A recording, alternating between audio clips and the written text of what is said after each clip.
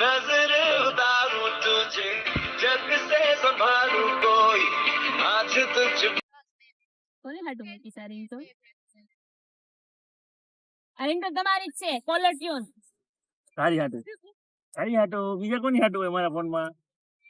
મારી હાટું મૂકી છે હા તો કોઈ દી કીધું કેમ નહીં કે તારી હાટું મેં કોલર ટ્યુન મૂકી છે એમ? કહેવાનું થોડું હોય, તું મને ફોન કરતી ઓટોમેટિક સંભળાય નહીં.